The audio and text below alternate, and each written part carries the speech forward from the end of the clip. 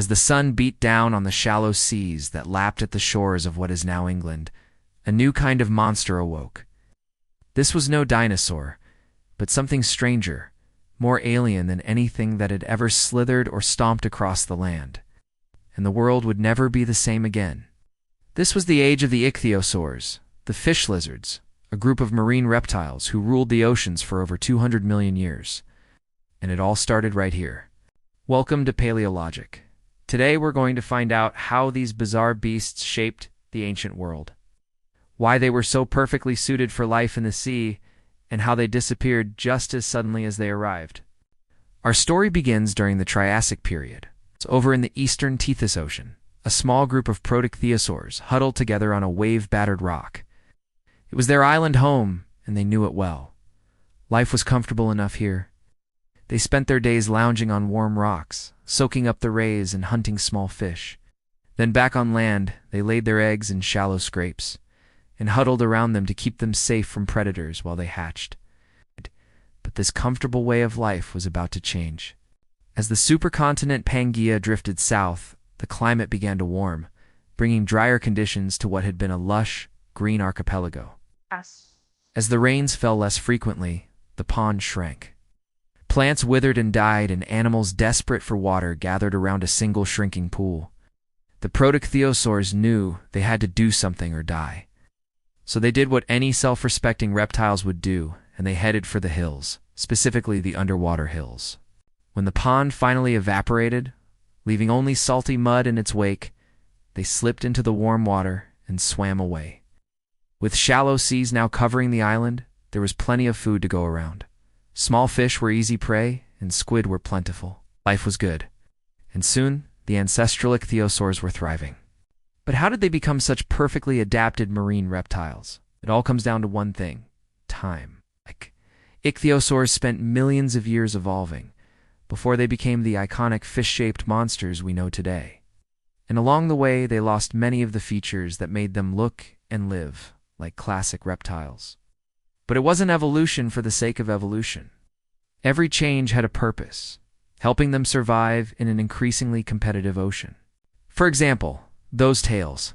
Ichthyosaurs didn't always have them. In fact, they evolved from lizards with chunky bodies and short, stubby limbs. But as new competitors moved into the water, they needed an advantage. So evolution gave them one, a long, flexible tail that helped them swim faster, dive deeper, and turn more quickly. Suddenly, the clumsy lizards were sleek, streamlined machines, perfectly built for life in the water. And don't forget those eyes.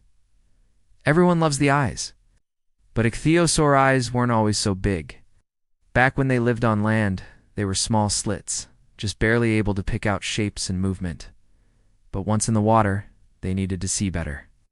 Maybe they were looking for mates or trying to spot a tasty snack in the murky depths. Whatever the reason, larger eyes meant better vision, making them even more successful hunters. Finally, there were teeth. Okay, this one isn't so shocking since everyone knows ichthyosaurs had teeth, lots of teeth. But did you know they didn't always? Their earliest ancestors had just a few, barely enough to handle small insects and worms. But as they grew, so did their mouths, becoming wider and filled with razor-sharp teeth that could slice through flesh and bone with ease. They weren't picky eaters either. These toothy lizards hunted anything they could catch, including each other. Over time, they developed a specialized skull that allowed them to clamp down on prey with incredible force and shake it to bits. The result? A true apex predator, a monster that could rule the oceans, and they did. Ichthyosaurs swam in all the world's oceans, hunting anything smaller than them. For over 200 million years, they dominated the seas. So it should come as no surprise that our story takes place in the very heart of their reign. But where exactly was that? Surprisingly, we're not 100% sure. You see, unlike dinosaurs, ichthyosaurs left behind almost no trace of themselves. Sure, we found a few fossils here and there, but compared to the number of species alive, it's a paltry amount. Plus, most of those fossils are just bones or teeth, which means identifying different kinds of ichthyosaurs can be tough, especially when many of them look like this. So it's hard to say exactly where ichthyosaurs first evolved. What we do know is that their oldest relatives date back to around 300 million years ago, showing up in both Europe and North America. But the oldest fossils we've found so far are in Germany, dating back 245 million years to the latest Triassic. This makes Germany a great candidate for Ichthyosaur Central, but we need more evidence to be sure. What we lack in knowledge, though, we make up for in imagination. Thanks to modern technology, we can peer into the ancient past and bring prehistoric monsters to life. Just take a look at this reconstruction of Himalayasaurus. It shows us what it may have looked like swimming through shallow waters, using its paddle tail to steer itself and its huge eyes to scan the horizon for prey. But if we really want to understand how ichthyosaurs lived, we need to know what the world was like when they roamed the seas. Luckily, we have another advantage. We can examine rocks from all over the world and identify the minerals within them. Then, thanks to laws of physics, we can work out the temperature and pressure they experienced. And in some cases, we can even figure out how much water they were exposed to. This technique has revealed that the shallow seas surrounding Pangaea were home to giant waves. That's because the mineral chemistry suggests they reach temperatures of over 100 degrees Celsius. And the only way that's possible is if they came crashing down on rocks heated by underwater volcanoes. Ow! And with 200-meter-tall waves regularly battering the coast, it's no wonder that ichthyosaurs had such large eyes. They needed to spot those monster breakers and ride them to shore for nesting. Speaking of which, we can also study the rocks for signs of ancient life.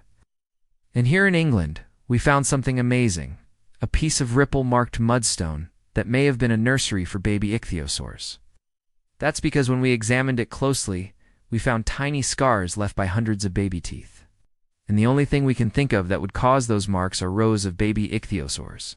Imagine this, baby ichthyosaurs, paddling around in warm, shallow water, happily munching on tiny crustaceans and algae. It's a peaceful scene until you remember that adult ichthyosaurs were ruthless predators.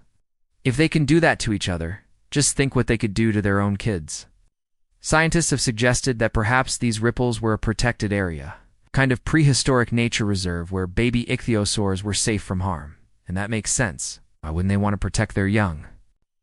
Like most mammals, female ichthyosaurs gave birth to live young, which meant they needed to stay close to shore. They couldn't venture out into deep water where there were giant predators waiting to gobble them up. But as the Triassic progressed, something strange happened. Ichthyosaurs disappeared. In fact, if you look at the fossil record, it looks like they just vanished into thin air. But that can't possibly be true. All life on Earth leaves behind some kind of trace. And ichthyosaurs were everywhere. Surely we would have found something. Anything. Well, we have. It's just really hard to spot because they left behind something unexpected. A mass extinction. You see, the world had changed. Giant asteroids crashed into Earth and shook the planet to its core. Whole ecosystems collapsed and struggled to rebuild themselves. Ichthyosaurs were already living on borrowed time, squeezed between ancient relatives and up-and-coming competitors. And when the asteroid struck, it pushed them over the edge. But not here. One final population held on in these shallow waters, clinging to existence for a last 2 million years. But eventually even they disappeared, leaving behind nothing but a few fossils and the scars they left on ancient rocks. To learn more about ichthyosaurs, check out the news story in the description. And thank you to our supporters for making videos like this possible.